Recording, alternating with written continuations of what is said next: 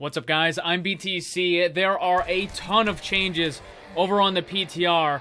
Mei, Sombra, Doomfist, and almost everything is a buff.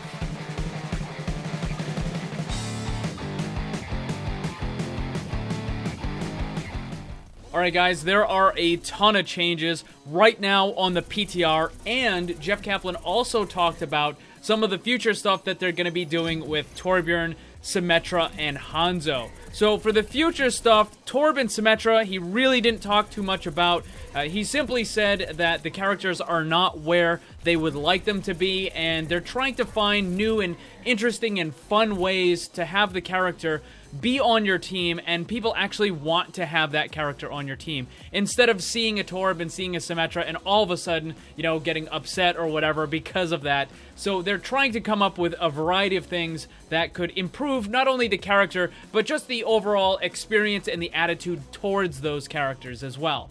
Hanzo is also getting a pretty significant change. It's not on the PTR right now, but it will be added very soon. So they are almost 100% going to be getting rid of Scatter Arrow, and they're going to be replacing it. Right now, it looks like they're giving him some kind of rapid fire thing where you activate it and then you can fire off up to 5 shots extremely fast. So it's going to eliminate a lot of the kind of randomness to it, and the better you are as a player, the more accuracy you have, the more effective you're going to be with that ability.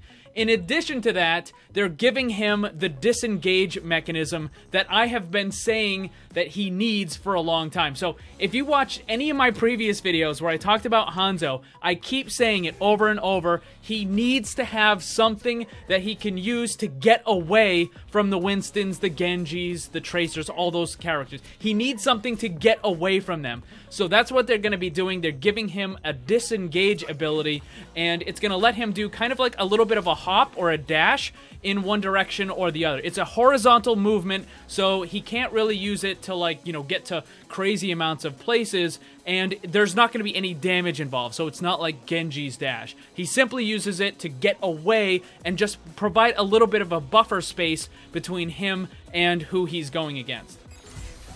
Alright, so now we're going to go over all of the stuff that has been added to the PTR that you can go and try out right now. So first one is Mercy. This is super fast. It's just Valkyrie no longer shows enemy health bars unless they have taken damage. And the developer comment is this just helps remove some of the clutter for the Mercy players' screens when they use their ultimate. That's it. It's just to help you see more of the battlefield. Next up is Doomfist. He got a nice little buff. Hand cannon ammo recovery rate increased from 0.8 seconds to 0.65 seconds per bullet. Developer comment, this change will help Doomfist more consistently be able to use his weapon as part of his combos. This is just a raw damage increase, and that's it. Like, he is just getting more damage that he can put out more frequently. You can now left click more often. That's it. This is just a straight up buff to the character. Mei, Endothermic Blaster, the freeze slow duration increased from 1 second to 1.5 seconds, and the weapon alternate fire ammo cost, this is the right click, reduced from 25 to 20. And developer comment says, increasing Mei's slow duration helps her freeze targets that are particularly elusive, such as Genji or Lucio. Lowering her alternate fire ammo cost allows her to more safely use it without costing her the ability to freeze enemies.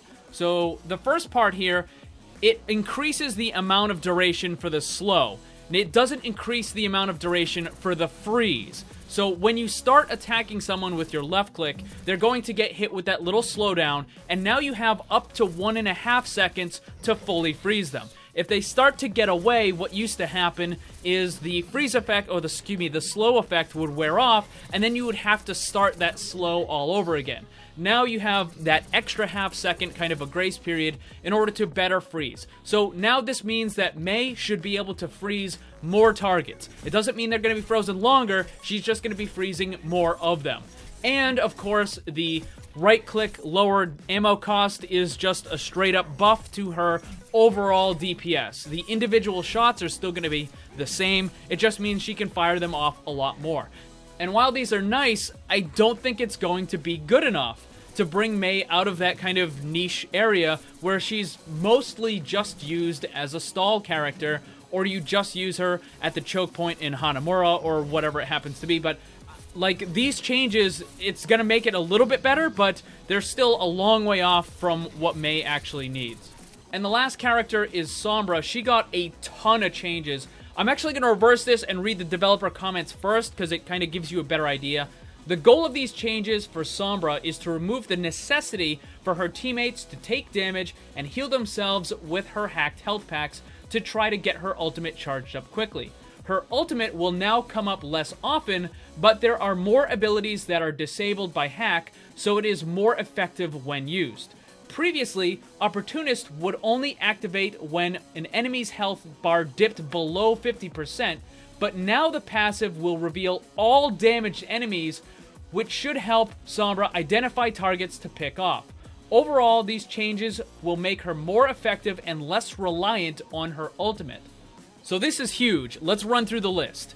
EMP, no longer blocked by small objects. Hack, no longer gains ultimate charge from health pack healing. Cast time reduced from 0.8 seconds to 0.65 seconds. Now disables the following abilities. Genji, Cyber Agility, this is the double jump and the wall climb. Hanzo is the wall climb. Pharah, Hover Jets. Lucio, Healing Boost and Speed Boost, turns off the current song entirely, and he can no longer wall ride. And for Mercy, the Angelic Descent. The Machine Pistol, which is her main attack, spread reduced from 3 to 2.7. Opportunist, this is her passive, now activates when enemies' health bars are less than 100%, up from 50%. And the Translocator duration increased from 15 seconds to 20 seconds.